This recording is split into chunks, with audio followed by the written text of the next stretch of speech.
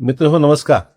संसदेच्या अधिवेशनाचा पहिला आठवडा कुठलाही कामकाज न करता हा पूर्ण वाया गेलेला आहे आणि नीट पेपर फुटी संदर्भामध्ये या सगळ्या संदर्भामध्ये दिल्लीमध्ये झालेलं आंदोलन, विद्यार्थ्यांनी केलेलं त्यातून उपोषण आणि त्यातून उद्भवलेले प्रश्न अशा अनेक गुंतागुंतीच्या या सगळ्या विषयातून हा पहिला आठवडा विरोधकांनी कुठली चर्चा यावर न करता हा असाच वाया घातलेला आहे. कदाचित संसदेमध्ये जर चर्चा झाली असती तर हा विषय अगोदरच संपवता आला असता, परंतु विरोधकांनी चर्चेची तयारी न दर्शवता राजकारण करण्याच्या पलीकडे या आठवड्यात काहीच केलेलं नाही.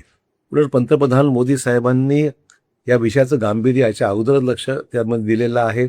CBIला हा पूर्ण प्रकरण चौकशी करण्यास त्यांनी काम दिलेलं आहे. CBIने सुद्धा जवळपास 13-14 लोकांना अरेस्ट करून त्याच्यावर कारवाई केलेली आहे आणि कोर्टात हा प्रकरण फास्ट ट्रॅक करण्याचा निर्णयसुद्धा पंतप्रधानांनी जाहीर केलेला आहे, ज्यातून याच्यामध्ये तातडीने निकाल लागेल आणि कठोर कारवाईसुद्धा याच्यामध्ये अपेक्षित आहे, जी गव्हर्नमेंट करायला सकारात्मक तयार आहे.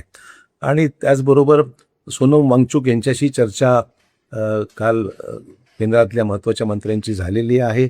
त्या चर्चेप्रमाणे त्यांनीसुद्धा सरकारला उपोषण मागे घेण्याचं घोषित केलेलं आहे आणि ती सरकारमध्ये त्यांच्यावर चर्चा सकारात्मक असावी म्हणूनच त्यांनी एक पाऊल थोडंसं मागे घेऊन आपलं उपोषणसुद्धा त्यांनी सोडलेलं आहे. त्यामुळे सकारात्मक सुरुवात आहे. विरोधकांनी सुद्धा संसदेमध्ये सरकारने सांगितल्याप्रमाणे चर्चा करायला तयार आहोत. चर्चेला त्यांनी सुरुवात केली पाहिजे आणि चर्चेच्या माध्यमातून सरकार आपली भूमिकाही निश्चित स्पष्ट होणार आहे. सरकारची भूमिका आहेच स्पष्ट, पण त्यात ज्या काही कायदेशीर त्रुटी असतील तर सिस्टममध्ये सुधार असतील ते सुद्धा आपण नक्की करता येतील. आणि त्यामुळे आज मंत्रिमंडळाची बैठक आहे, केंद्रीय मंत्रिमंडळाची, त्याच्यामध्ये सुद्धा काही धोरणात्मक निर्णय घेण्याची अपेक्षा आहे. त्यातून ही सिस्टम कशी आपल्याला नीट करता येईल आणि त्यातून परीक्षा अधिक पारदर्शक करून त्यातल्या कुठेही पेपर आगामी काळात फुटणार नाही किंवा त्यात कुठले गैरप्रकार होणार नाही याही बाबतीमध्ये सरकार हे निश्चित सकारात्मक पाऊल उचलत आहे. तर मला वाटतं की सिस्टम इम्प्रूव्हमेंटची गरज होती आणि ती आहे, सरकार करत आहे.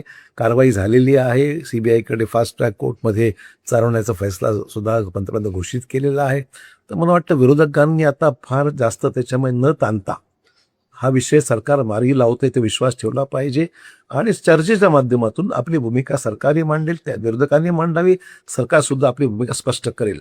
पण नुसतं गदारोळ करून सभागृह न चालवता असं करणं उचित नाही आहे, असं माझं मत आहे.